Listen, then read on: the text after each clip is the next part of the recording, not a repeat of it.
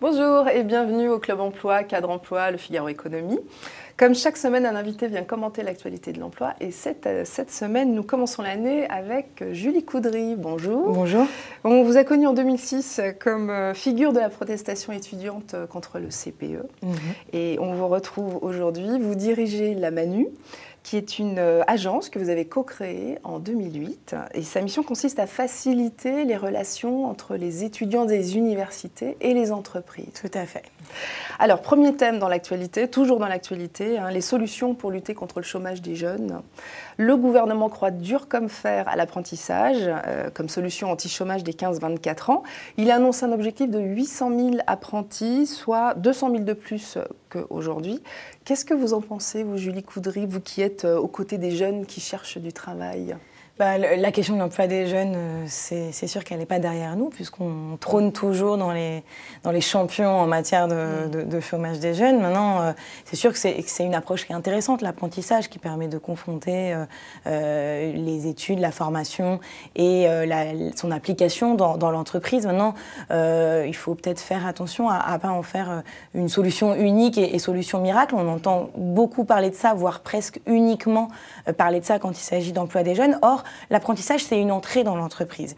C'est une professionnalisation. On choisit sa voie et effectivement, on y rentre plus facilement. Maintenant, pour ne pas se tromper, ça demande de mûrir. D'après ce que vous observez sur le terrain, justement, avec les jeunes avec lesquels que vous accompagnez, est-ce que vous trouvez qu'ils sont prêts, qu'ils sont préparés ? Pas à tous les stades. Il y en a qui ont des idées claires sur ce qu'ils veulent faire dans leur vie professionnelle et à ce moment-là, c'est une solution qui est assez attractive, effectivement. Mais ceux qui sont en train de mûrir, de construire leur parcours professionnel, aujourd'hui, ils ne se sentent pas prêts à rentrer dans une filière qui va être déterminante pour l'avenir de leur vie professionnelle. Donc attention à ne pas en faire une porte d'entrée trop tôt. On rentre dans l'entreprise quand on fait de l'apprentissage. Si on y va juste parce qu'il semble y avoir une aubaine par là, parce qu'il y a des bons taux de débouchés, on risque de se trouver complètement à côté de soi-même, de son projet professionnel et même de ne pas être très utile à l'entreprise. Autre thème d'actualité, le pessimisme des Français. Un sondage BVA révèle que les Français sont le peuple le plus pessimiste du monde. Un autre sondage TNS Sofres indique que 81% des 18-24 ans se disent préoccupés par le chômage et l'emploi. Alors, ce sont des records d'inquiétude. Qu'est-ce que vous disent les jeunes que vous accompagnez ? Est-ce que finalement, ils n'ont pas envie de quitter la France ?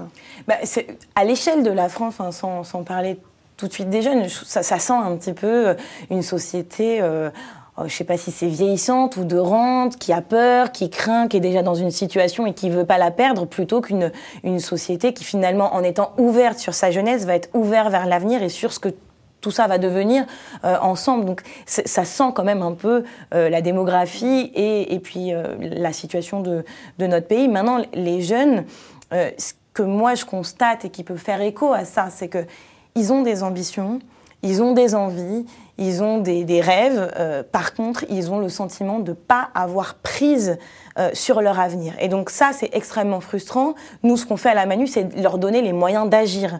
On leur donne la possibilité de mener des projets pour rencontrer l'entreprise et rentrer en contact avec l'entreprise pendant leur période d'études. Le risque, si on ne leur donne pas les moyens d'avoir prise sur leur propre vie, c'est soit qu'ils se résignent, et là on continue à tomber dans cette déprime collective, ou alors qu'ils aillent faire leur vie ailleurs pour réaliser leurs rêves et leurs ambitions dans notre pays. Valérie Pécresse, la ministre de l'Enseignement supérieur, a annoncé son plan licence pour améliorer l'insertion professionnelle des étudiants.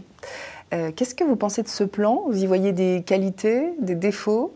Ce qui va dans le bon sens, c'est que finalement, on est en train de mettre en place cette nouvelle mission qu'a l'université depuis 2007, qui est l'insertion professionnelle, et qu'on ne se situe pas uniquement à la sortie de l'université. Moi, ça a été un combat important dans mes différentes expériences, de dire que l'avenir professionnel, il se prépare dès la première année. Et ce qui est pointé aussi, c'est la question des compétences. Elle propose de mettre en place des référentiels nationaux de compétences à construire avec le monde économique. C'est important, mais attention à ne pas construire des grandes usines à gaz avec des référentiels illisibles. L'enjeu, c'est que d'une part, les entreprises arrivent à avoir de la lisibilité sur les quelques grandes compétences qu'acquiert un jeune dans une formation de licence universitaire, et que les étudiants eux-mêmes soient capables de dire à une entreprise, derrière l'intitulé de leur licence, qu'est-ce qu'ils savent faire, de quoi ils sont capables et finalement quelles compétences ils ont. Ce qu'on voit, c'est que les jeunes qui passent par la Manu, on peut dire qu'ils ont plus de capacités, ils sont plus capables de finalement conduire leur propre parcours. Est-ce que vous pensez que les entreprises ont évolué dans leur vision des étudiants universitaires ? En tout cas, c'est sûr que les entreprises avec lesquelles on travaille, toutes nous disent avoir vraiment découvert un monde en rencontrant en direct les étudiants qui sont issus des universités. Parce qu'elles ne voyaient pas sur les CV, c'est ça? Elles n'ont pas de grille de lecture sur les CV, elles ne voient pas les compétences, il y a des centaines et des centaines de diplômes universitaires, elles n'ont pas de lisibilité, ça n'a pas une très bonne réputation par rapport aux écoles. Et donc finalement, ce qui vraiment les fait basculer, c'est quand elles rencontrent des personnes. Et dans la rencontre directe, les entreprises changent de représentation, ou même plutôt se construisent une représentation en dehors des grands discours ou des a priori. Alors pour finir, une question que nous avons choisie parmi celles posées par nos internautes. La voici. Jacques Séguéla a dit « Les Chinois gagnent 10% de notre SMIC et ça ne les empêche pas d'être heureux ». Ça passe chez les jeunes, ce genre de discours ?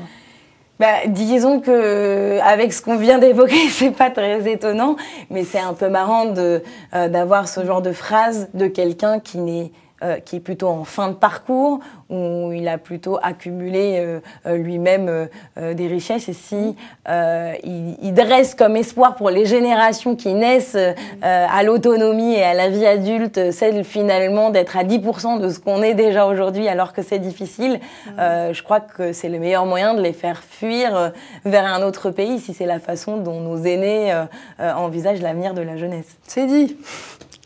Julie Caudry, merci beaucoup d'avoir participé à ce Club Emploi et on se retrouve dans une semaine pour un nouveau regard sur l'actualité de l'emploi.